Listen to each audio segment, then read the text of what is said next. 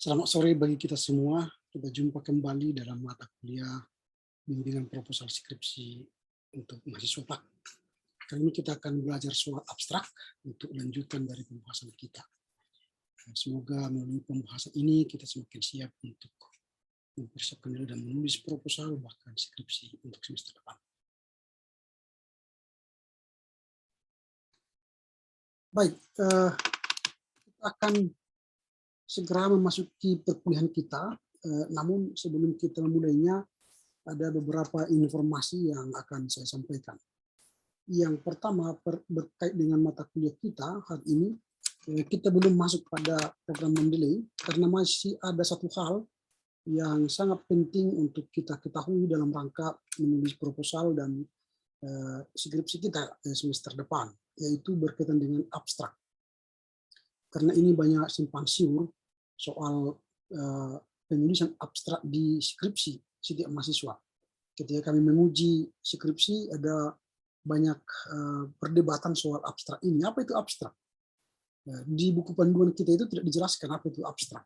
Bagaimana cara membuat abstrak, kita juga belum tahu. Padahal itu sangat penting, karena abstrak itu sangat penting sekali. Nah, makanya kita akan bahas itu pada pertemuan kali ini. Lalu 3 kali pertemuan ke depan, kita akan bicara soal Mendeley dan praktik menggunakan Mendeley. Nah, setelah itu nanti kita akan membahas contoh-contoh proposal yang akan disajikan oleh kelompok. Ada 3 kelompok nanti. Saya akan kasih judul, lalu 3 kelompok itu akan menyusun bahan proposal, seminar proposal. Lalu nanti kita akan diskusikan di grup atau di kelas kita.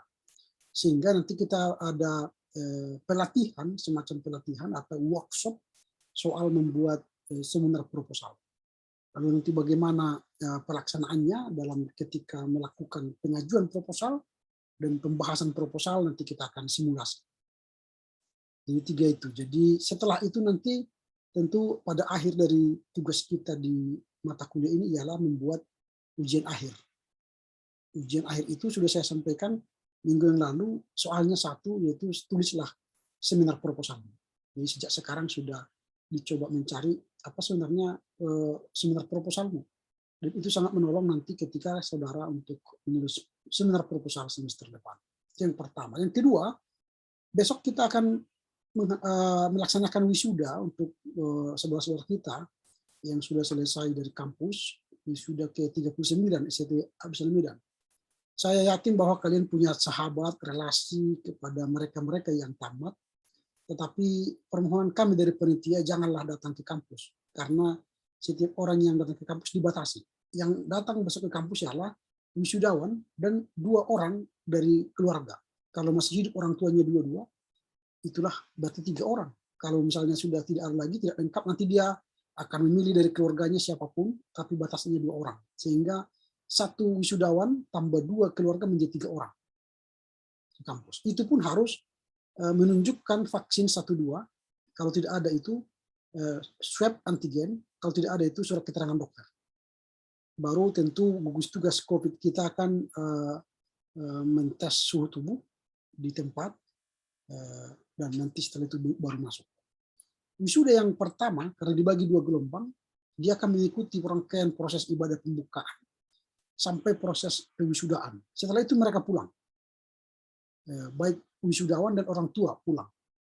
Lalu setelah itu istirahat sebentar, lalu kemudian masuk gelombang kedua. Gelombang kedua langsung pewisudaan dan ibadah penutupan. Nah, setelah itu nanti baru bubar.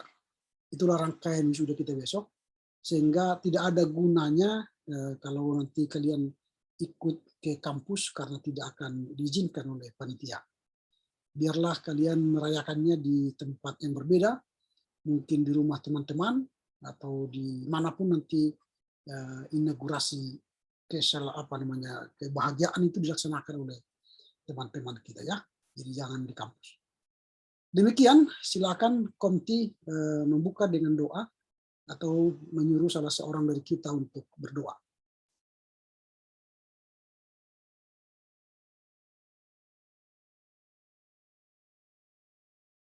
Atau siapapun yang apa namanya, yang sukarelawan lah.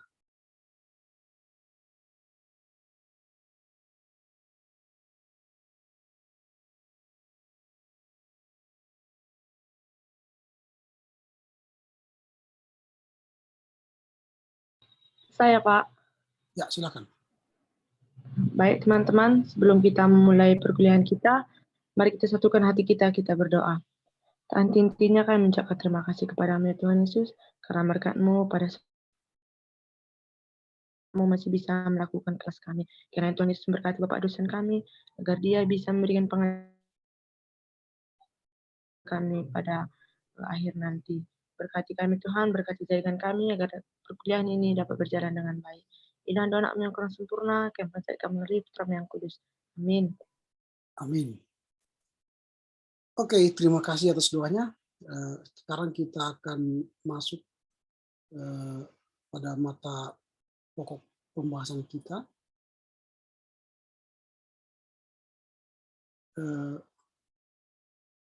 Tentang abstrak ya. Saya akan share materi kita. Ini menulis abstrak. Nah, apakah abstrak?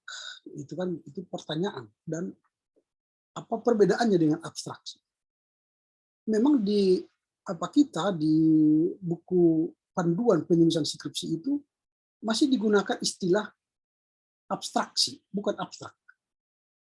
Padahal abstrak dengan abstraksi itu sangat jauh berbeda. Tapi kampus kita memang menulis abstraksi, sehingga saya terkadang tidak bisa menyalahkan mahasiswa yang menulis abstraksi. Walaupun dalam setiap ujian saya akan berikan argumentasi bahwa itu salah, bukan abstraksi, tetapi abstrak. Nah, ini yang menjadi persoalan kita. Nanti dalam pembahasan kali ini kita akan melihat apa bedanya abstrak dengan abstraksi. Nah, kata abstrak dan abstraksi itu tentu sangat berbeda.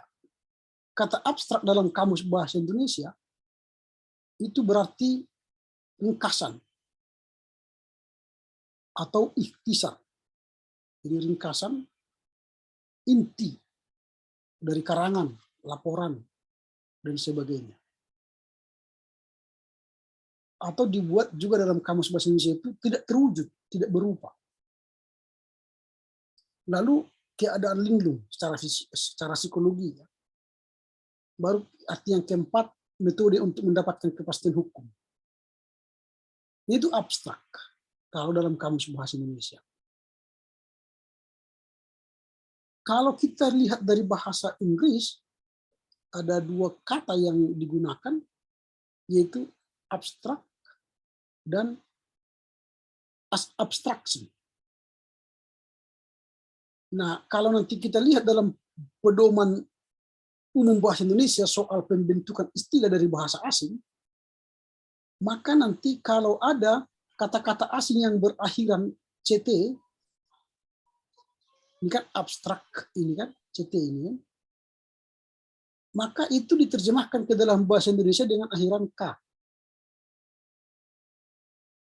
Tetapi kalau dia berakhiran tion atau sion, misalnya abstraction, ini kan abstraction, maka itu dalam bahasa Indonesianya diringkaskan dengan ditulis dengan si. Maka kalau dia abstrak, maka dia bahasa Indonesianya abstrak, K di belakang. Kalau abstraction, maka diterjemahkan dengan abstraksi. Jadi dua kata ini berbeda. Nah, kalau dalam bahasa Inggris, abstrak itu berarti ringkasan, intisari, ikhtisar. Itu abstrak. Tapi kalau abstraction atau abstraksi dalam bahasa Indonesia, itu artinya keniskalaan, atau pemisahan, atau pemindahan. Jadi kalau kita gunakan di buku panduan kita itu abstraksi, berarti keniskalaan atau pemisahan dan pemindahan. Padahal yang diharapkan dari abstrak, dari skripsi itu bukanlah pemisahan atau pemindahan, tapi ikhtisar, intisari, atau ringkasan. Sehingga kata yang tepat bukan abstraksi, tapi kata yang tepat adalah abstrak. Nah, dengan demikian kata abstrak ya digunakan untuk mengacu inti karangan. Laporan penelitian, hasil penelitian. Kepada siapa? Kepada pembaca. Nah, jadi abstrak yang baik itu mengandung informasi berdasarkan fakta. Abstrak itu diambil dari fakta yang kita tulis di skripsi. Atau argumentasi logis. Atau metodologi.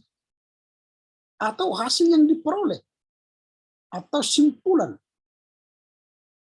yang ditulis oleh penulis di dalam skripsinya. Ditulis dalam satu paragraf atau juga 3 paragraf. Nanti tergantung. Kalau dia dalam jurnal itu biasanya 1 paragraf. Kalau dalam skripsi biasanya 3 paragraf. Berjarak 1 spasi. Nah, itulah abstrak. Jadi berbeda dengan abstraksi. Nah, sebenarnya menulis abstrak itu sangat mudah. Karena toh kita sudah mengerti apa yang kita tulis, bukan? Tapi dalam kenyataannya, ada banyak penulis sulit menulis abstrak. Karena dari ratusan halaman yang dia tulis, mengambil intipatinya, dia mengalami kesulitan. Karena apa? Karena tadi, dia tidak mengerti apa itu abstrak. Bagaimana caranya. Dan apa isi abstrak itu. Karena ketidaktahuan itulah, maka menulis abstrak itu sulit. Nah, itulah sebab abstrak itu harus ditulis dengan apa? Dengan bahasa yang singkat. Jadi mempres ribuan kata itu menjadi singkat itu sulit sekali. Harus padat dan jelas. Nah, itulah kesulitan mengapa ada banyak orang yang menulis abstrak itu mengalami kesulitan. Nah, nanti kita akan mencoba melihat bagaimana abstrak itu kita harus lakukan secara baik dan benar. Nah, itu ya. Jadi kita harus menulis dengan baik dan benar. Nah, kali ini kita akan melihat itu apa itu abstrak. Sehingga nanti dalam menulis skripsi kalian itu bisa dengan tenang, baik, kalian menulis abstrak itu sesuai dengan kaidah-kaidah ilmiah. Karena abstrak itu saya sudah katakan tadi merupakan suatu ringkasan isi dari suatu karya tulis ilmiah yang berfungsi sebagai alat bantu seorang pembaca agar bisa mengerti inti dari tujuan seorang penulis. Jadi kalau kami seorang penguji yang akan menguji skripsi kalian, saya secara pribadi membaca abstrak itu dulu. Karena sebenarnya disitulah semua intipat. Lalu kalau saya sudah pahami apa itu abstraknya, baru saya dalami lagi melalui kesimpulan yang kalian tulis, lalu saya baca bab 3 dan bab 4. Karena disitulah sebenarnya jawaban-jawaban kalian terhadap penelitian kalian dalam rumusan masalah di bab 1. Kalau bagus cara mengulasnya, cara menjawab pertanyaan penelitian itu, maka dia sebenarnya sudah bagus, sudah selesai skripsinya. Tidak ada masalah. Persoalan sering terjadi ialah pertanyaan penelitiannya dengan kesimpulannya, bahkan dengan abstraknya tidak nyambung. Beda pertanyaan penelitiannya, beda yang dikesimpulkan, beda yang diabstrak, lalu beda lagi di bab 3 dan bab 4. Sehingga tidak berjalan secara sistematis skripsi itu. Nah, itu yang sering terjadi. Nah, fungsi dari abstrak itu adalah memberikan potret informasi bagi pembaca. Jadi kalau kalian misalnya punya foto, biasanya kan kalau melihat foto, langsung lihat dulu semuanya. Wah, bagus sekali foto ini. Di mana ini? Nah, itu kan. Lalu kalau kita ingin mendalami lebih jelimat foto itu kan kita lihat. Kalau ada foto kita kan langsung kita fokus pada diri kita. Kita sorot. Kok aku murah mukaku ya? Nah, gitu kan. Sorot lagi. Kok bibirku, kok jelek kali. Sorot lagi. Alisku kok mereng ya? Rambutku kok berantakan. Nah, itu biasanya. Jadi seperti itu abstrak itu, potretnya. Jadi kalau misalnya saya baca abstraknya ini, menarik ini. Wah, bagaimana caranya dia membuat ini ya? Lalu saya dalami lagi kayak bab 3, bab 4. Makin saya dalami lagi. Gimana dia membuat kesimpulannya? Saya baca kesimpulan. Wah, keren. Nah, itu. Maka dia dapat nilai bagus. Tapi kalau misalnya di potretnya, wah, jelek kali. Kok enggak simpang disorotnya. Memang ini juru kameranya kok mereng cara ngambilnya ini. Ini wajahku kok jelek kali. Nah, kan makin dia lihatlah sisi-sisi lain. Nah, makanya dia menjadi potret. Informasi bagi pembaca mengenai isi dari suatu karya ilmiah yang sudah dibuat. Kalau bagus abstraknya, yakinlah pasti bagus isinya. Tapi kalau amburadul abstraknya, maka yakinlah tulisannya pasti amburadul. Jadi abstrak itu sangat menentukan hasil dari diri kita. Nah, jadi tergantung sampai di mana kita menulis abstrak itu dengan baik. Kalau bagus, maka dia akan semakin bagus. Nah, ini ya, jadi tulislah nanti abstrak itu dengan sebaik-baiknya. Kalau semakin bagus cara menulis kita dengan abstrak, maka nilai kita pun akan semakin baik. Nah, itulah. Nah, kemudian sebentar, ini sedang lambat jalannya. Bentar ya. Oh, sorry. Oh, kok gini keluar ya.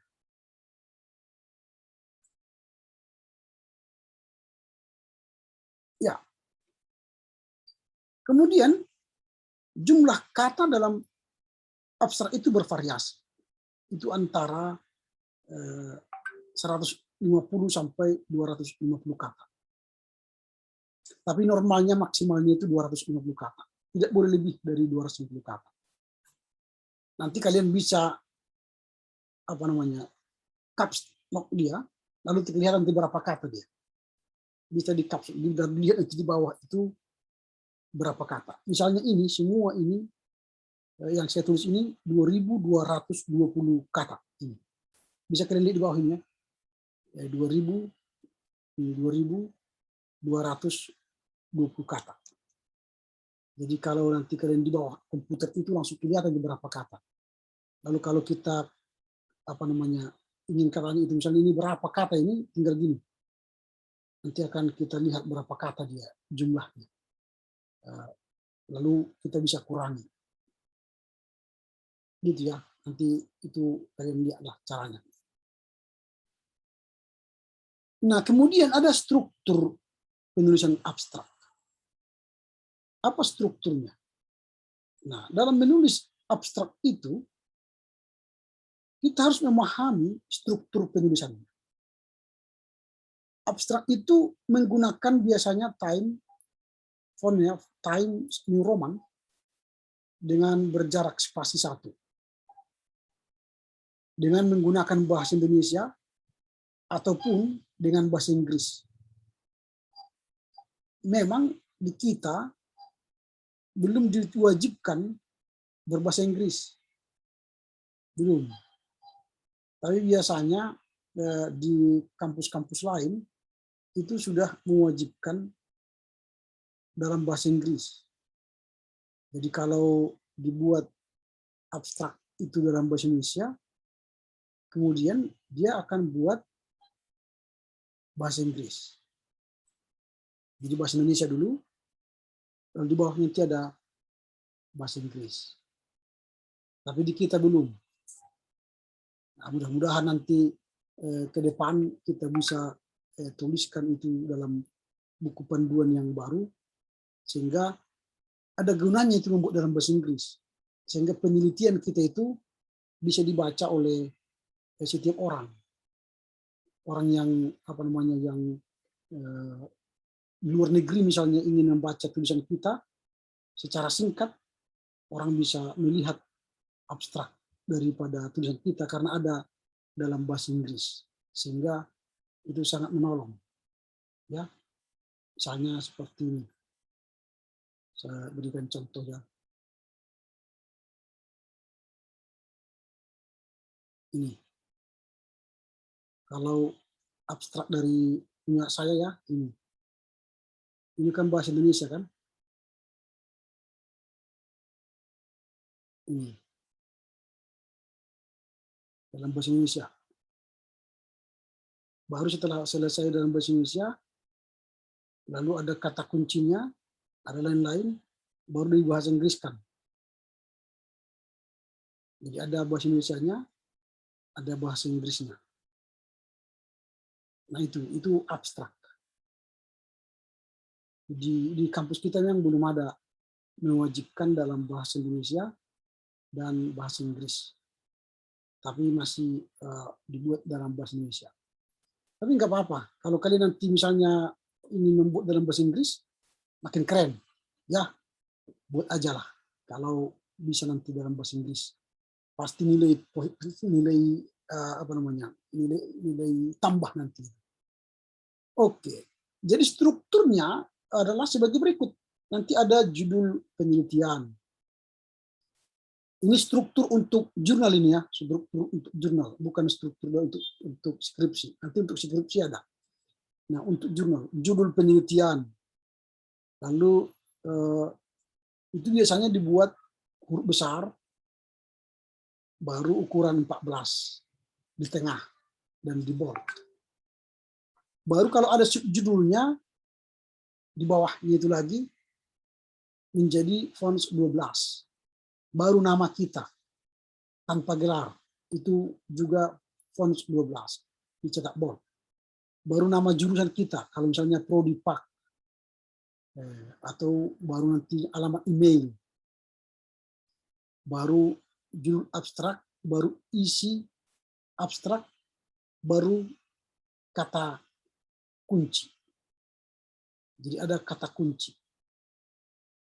Nah, jadi itu contoh untuk jurnal. Nah, misalnya saya buat dulu contohnya untuk jurnal.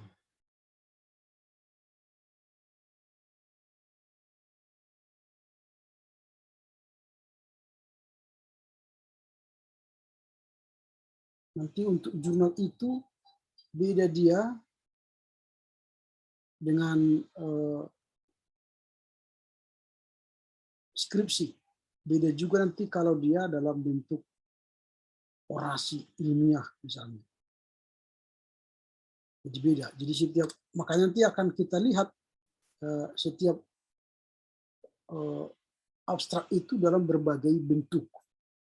Nah misalnya ini, contoh ketika saya misalnya menulis di jurnal, yang mereka minta bukan capital letter, tapi dia huruf namanya sentence atau capital each word, capitalize each word. Ini kan, lalu dia bold. Ini font 16.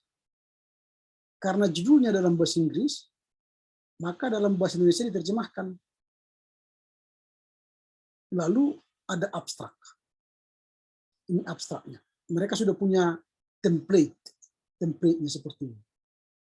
Lalu karena tulisan itu dalam bahasa Inggris, maka diterjemahkan ke dalam bahasa Indonesia. Hanya abstraknya.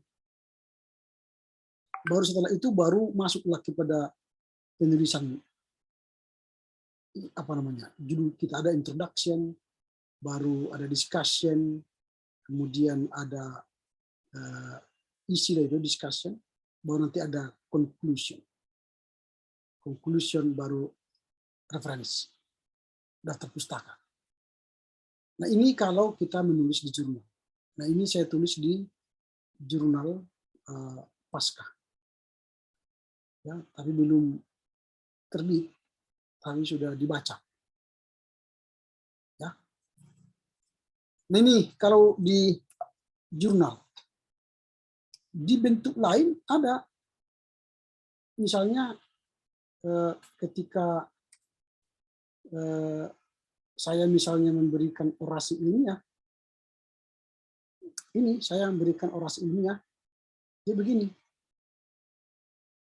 Lalu nama kita, jabatan, lalu alamat email, baru nomor Sinta dan Google Scholar, baru nomor ORCID. Ini kalau kita menulis. Ini ketika menyampaikan orasi ilmiah wisuda ST Bhinneka Pematang Siantar. Nah, ini contoh membuat abstrak itu nanti. Nah, maka dia tergantung pada kemana kita mau tulis abstrak itu. Apakah abstrak jurnal, abstrak skripsi, abstrak orasi ilmiah, abstrak laporan, berbeda-beda dia bentuk dan aturan-aturannya. Nah itu yang mau kita pelajari, sehingga nanti ketika kita menulis abstrak skripsi kita bisa melihat apa yang harus kita kerjakan, apa yang harus kita lakukan. Itu struktur untuk abstrak jurnal. Lalu sebenarnya apalagi isi yang harus kita lihat dari abstrak itu? Sifatnya apa? Sifat dari unsur abstrak itu adalah memiliki informatif dan deskriptif. Jadi abstrak itu harus informatif atau deskriptif. Itu harus kita pilih. Kalau informatif berarti abstrak itu harus memberi informasi yang banyak, yang tapi padat dari skripsi kita. Kalau deskriptif, gambaran, maka buatlah menulis abstrak secara deskriptif. Tapi setiap abstrak itu harus jelas, tepat, ringkas, objektif, dan berdiri sendiri.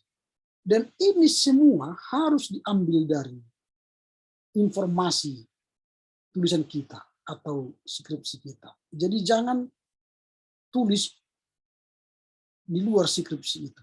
Jadi harus datanya dari skripsi kita. Ya. Nah, kemudian abstrak itu disusun oleh 3 unsur.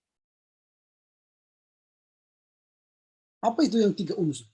Pertama itu harus memiliki argumentasi logis. Di setiap paragraf itu atau di setiap abstrak itu harus ada argumentasi. Mengapa kita menulis? Apa alasannya? Apa tujuannya? Dan apa pertanyaan penelitiannya? Atau permasalahan penelitiannya? Itu harus ada.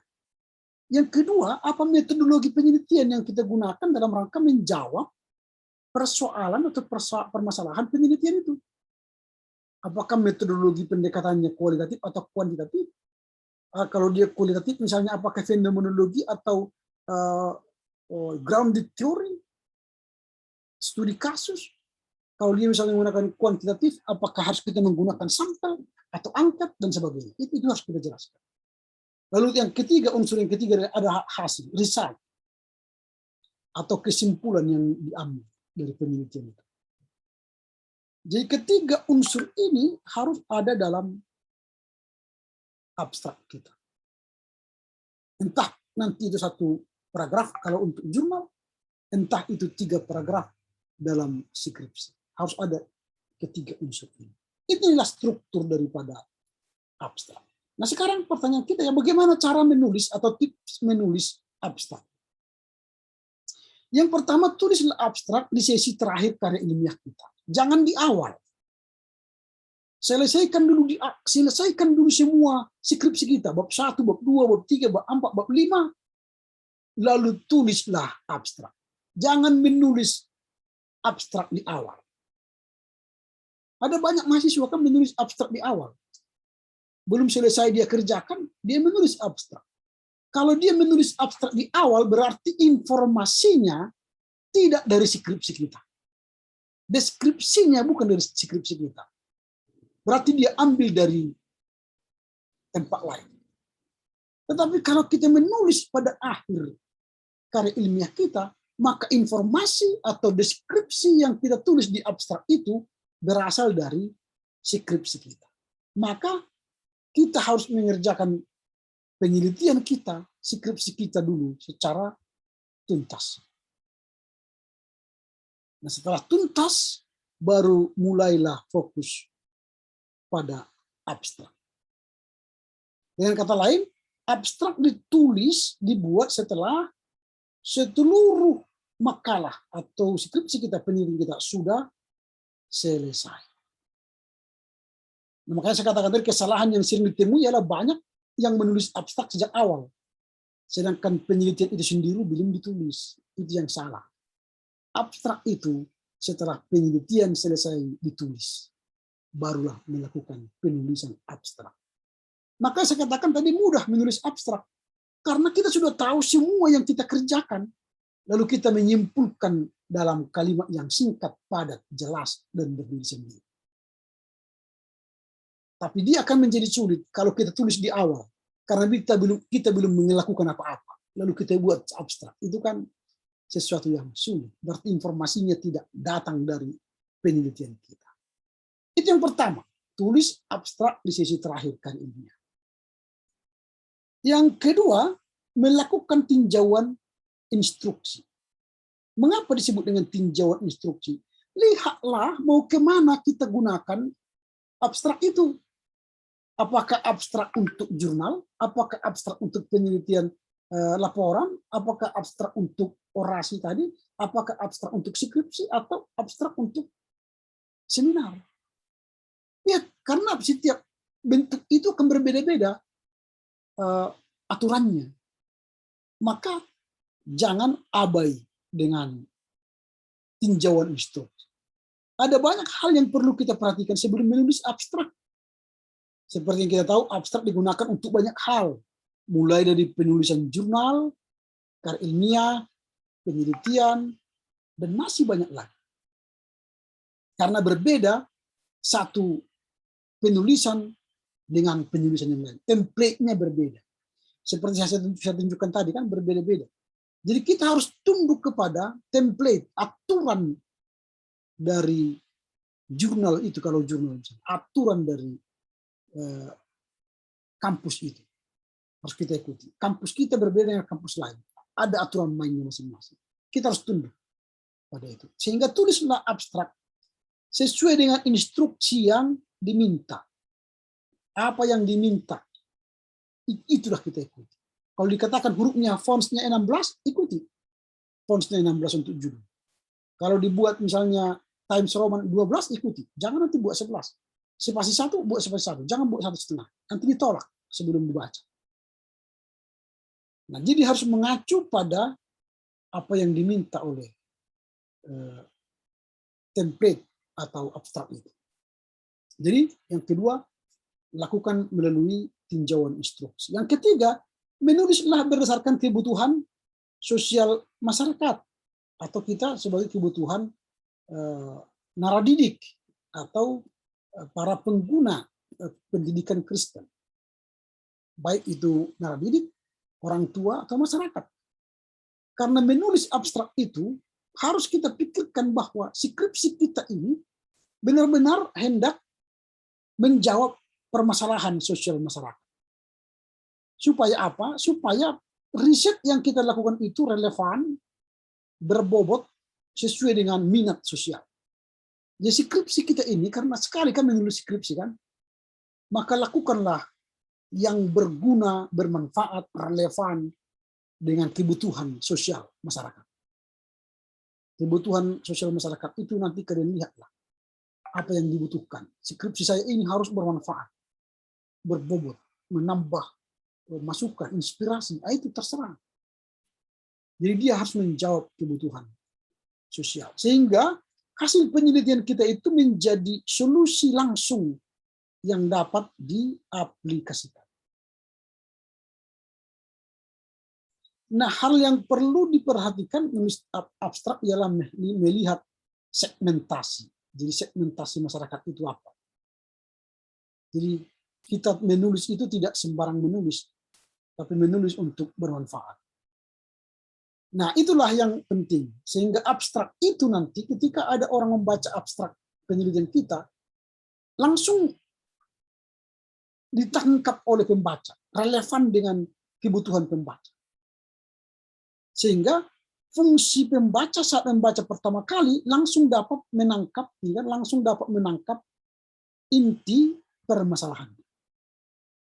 Kalau kita sudah menulis sesuai dengan kebutuhan sosial masyarakat. Itu langkah yang ketiga.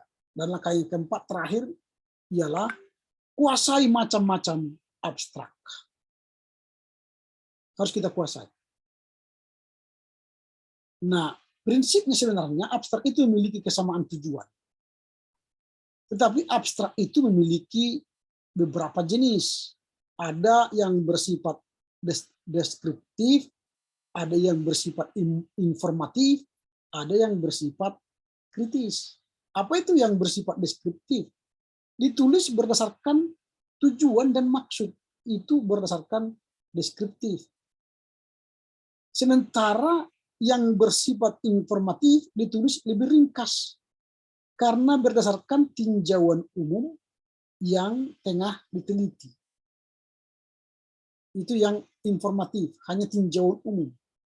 Sementara yang kritis itu digunakan dalam rangka kondisi tertentu saja, situasi dan kondisi tertentu saja. Itu yang kritis. Dan ini sangat jarang digunakan. Jadi yang banyak digunakan itu abstrak yang bersifat informatif dan deskriptif. Kalau ini agak jarang digunakan. Itu macam-macam abstrak. Nah, setelah itu maka kita sudah berarti tadi cara menulis atau tips menulis abstrak sudah kita tahu. Sekarang bagaimana cara menulis abstrak? Nah, cara yang pertama ialah perhatikan jumlah kata. Biasanya saya katakan tadi maksimal itu 250 kata. Kalau kurang boleh, tapi kalau lebih dari 250 kata nanti ditolak. Jadi jangan lebih 250 kata. Ini sebenarnya melatih kita untuk jangan banyak berkata-kata, tapi sedikit berkata berkualitas. Karena biasanya semakin panjang kita berbicara, semakin panjang kebohongan yang kita sampaikan. Biasanya begitu. Kalau ada orang bercerita panjang, bacrit kan, cerita katanya, itu biasanya sudah banyak itu bohongnya. Kalau ada banyak suka cerita ngomong, itu biasanya sudah banyak dramatisir dari cerita. Jadi sudah banyak bohongnya. Jadi lebih baik pendek-pendek berbicara tapi bermas kan. Wah, itu. Jadi ini yang dilatih sebenarnya. Seorang ilmuwan itu tidak perlu banyak bicara tapi banyak bertindak gitu ya. Kemudian jarak antar baris itu spasi 1 atau single spacing. Kemudian penulisan bahasa asing pasti harus dicetak miring. Kemudian jumlah paragraf. Nah, jadi biasanya kalau untuk skripsi dia 3 paragraf. Tapi kalau untuk jurnal tadi saya katakan 1 paragraf. Lalu apa isi dari 3 paragraf itu? Ini. Yang pertama itu memuat judul penelitian, rumusan masalah, latar belakang, dan tujuan penelitian. Jadi paragraf pertama itu. Lalu paragraf kedua itu memuat metodologi penelitian, teknik analisa data, landasan teori.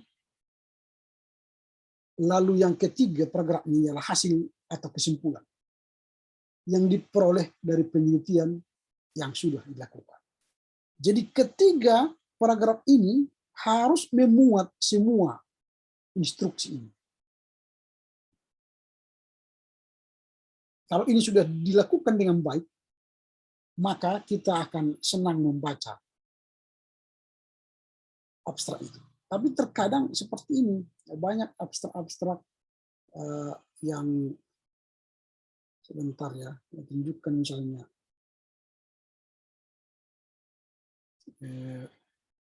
abstrak yang dibuat oleh teman-teman kita. Ini contoh dari teman-teman kita yang sudah tamat ya. Ini bukan apa namanya. Contoh ini saya tunjukkan dulu ya. Ini kan masih dipakai abstraksi kan, masih menulis abstraksi dia, mereka masih tulis. Makanya saya katakan tadi banyak sekali yang digunakan di kampus kita yang tidak sesuai dengan isinya. Lalu mereka buat ini masih dua spasi ini. Padahal seharusnya ini harus satu spasi. Ini harusnya ini satu spasi.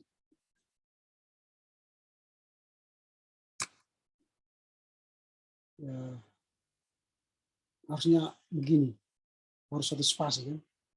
Lalu dia dua paragraf, tapi dua paragraf pun tidak memenuhi persyaratan tadi.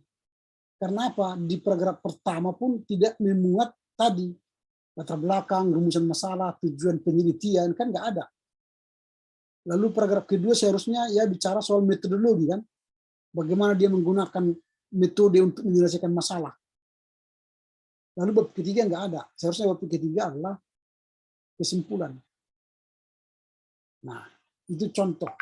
Kalau saya buka lagi contoh yang lain, hampir sama nanti, bahwa pada umumnya tidak apa namanya sesuai dengan apa yang diinginkan oleh apa namanya kebutuhan tuntutan ilmiah itu. Misalnya ini ya,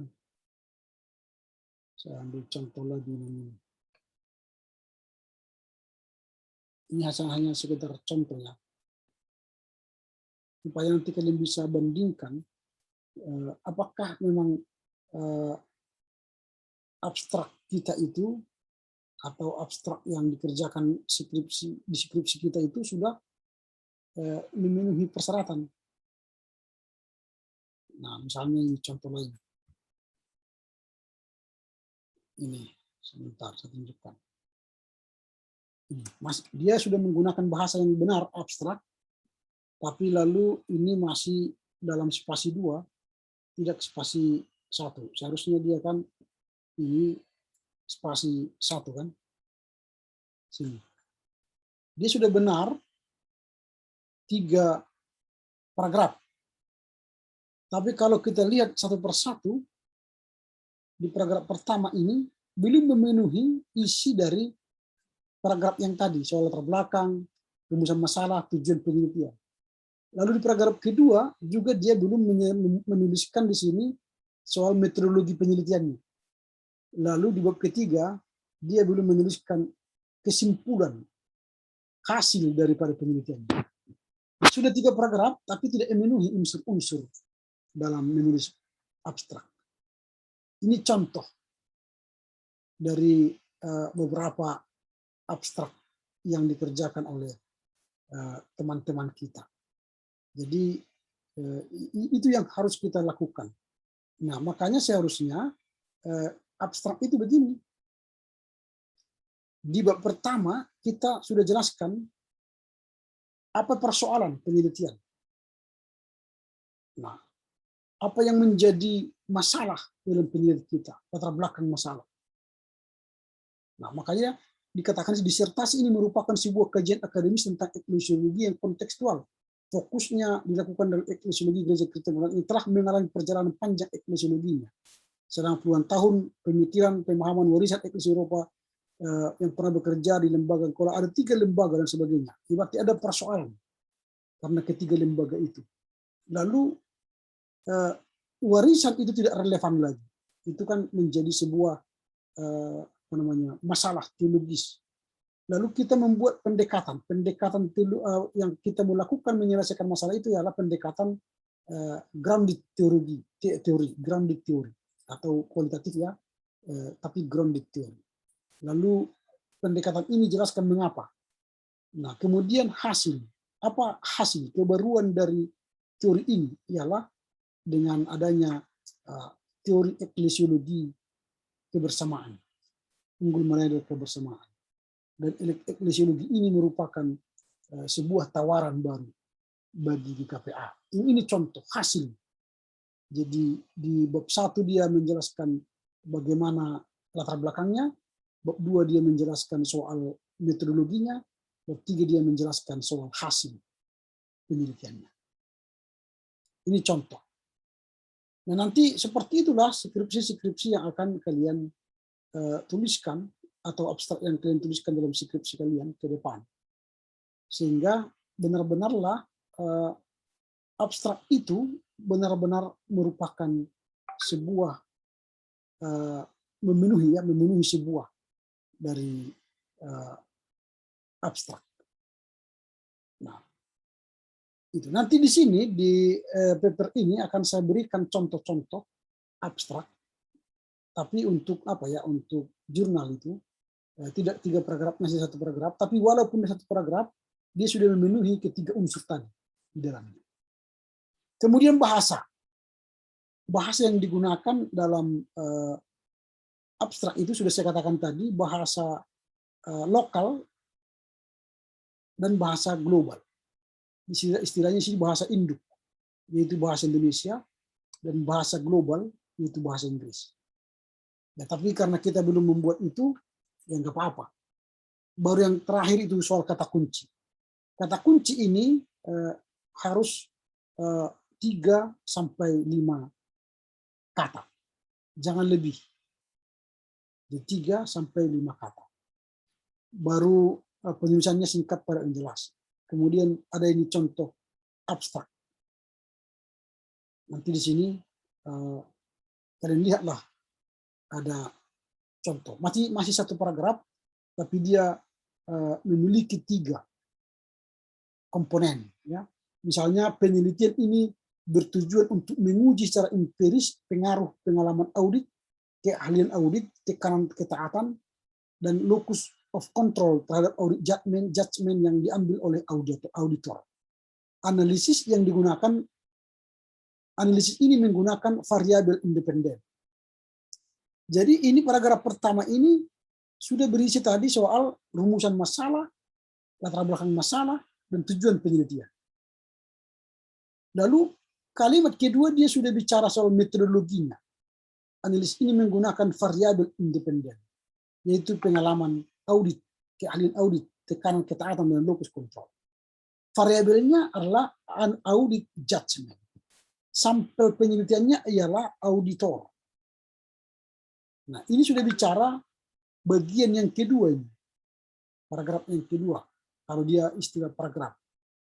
Lalu tentu dia hasil ini. Hasil penelitian ini menunjukkan bahwa pengalaman audit, keahlian audit, dan locus of control secara signifikan positif memengaruhi audit judgment yang diambil auditor. Jadi 1 paragraf ini telah memenuhi 3 unsur tadi. Tujuan, rumusan masalah, latar belakang, lalu metodologi, lalu hasil.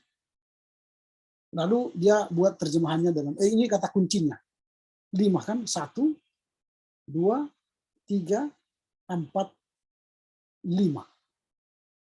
Ini dia buat 6 memang, tapi biasanya harus 5 suku kata atau 5 suku kata itu. Nah, lalu dia buat dalam bahasa Inggris. Sama itu, terjemahan dari sini. Nah, ini contoh. Ini contoh kedua. Penelitian ini merupakan penelitian pengembangan media pembelajaran berbasis Adobe Flash. Jadi dia pengembangan. Jadi dia kan sudah jelaskan tujuannya berarti membahas soal media pengembangan pembelajaran berbasis Adobe Flash pada penataran praktik kerja plumbing di SMK Negeri 3 Jogja.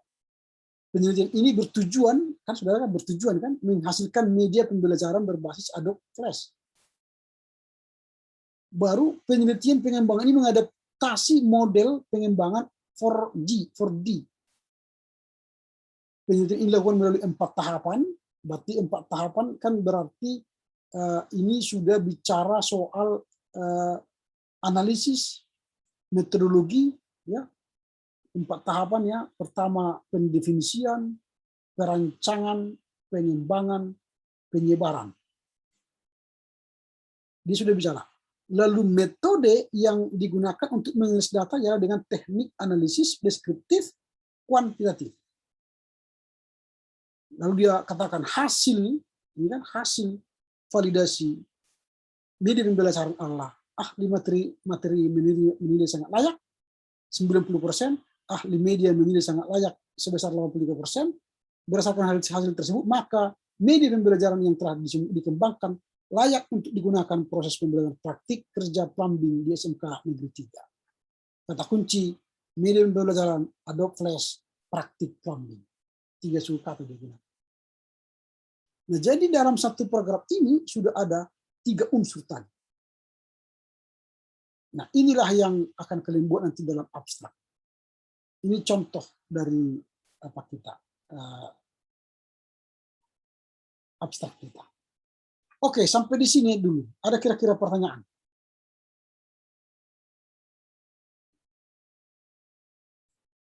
Apakah cukup jelas atau masih kurang jelas? Cukup jelas, Pak. Terima kasih. Oke, kalau sudah cukup jelas, saya pikir sampai di sini dulu pembelajaran kita. Kita jumpa minggu depan untuk belajar mendelay. Nanti untuk tugas kelompok, saya akan kirimkan nama-nama kelompok, saya akan pilih dari kita semua menjadi 3 kelompok. Sehingga 3 minggu ke depan kita sudah membicarakan soal tugas kelompok itu, simulasi, membuat proposal, seminar proposal skripsi. Oke, baik. Terima kasih. Selamat sore. Silakan Ketua Kelompok Komti untuk memilih salah satu dari kita untuk berdoa. Baik, untuk Saudari Eva untuk membawa doa penutup.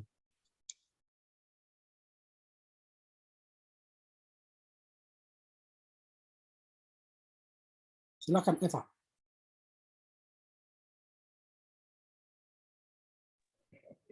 Baik, sebelum kita menutup perkuliahan kita, mari kita bersatu di dalam doa. Allah Bapa kami yang bertahta di dalam kerajaan surga, terima kasih Bapa atas berkat yang Tuhan berikan kepada kami. Hingga pada hari ini kami bisa berkumpul dan menyelesaikan perkuliahan kami. Bapa, sebentar kami akan menutup perkuliahan kami ini, kiranya Tuhan memberkati kami dalam aktivitas kami selanjutnya. Inilah doa dan permohonan kami serahkan hidup kami dalam Tuhan saja. Amin. Amin. Terima kasih. Terima kasih, Pak. Selamat Selamat sore. sore, Pak. Terima kasih. Oras, menjujua, bujur. Bujur, Pak. Bujur, Pak.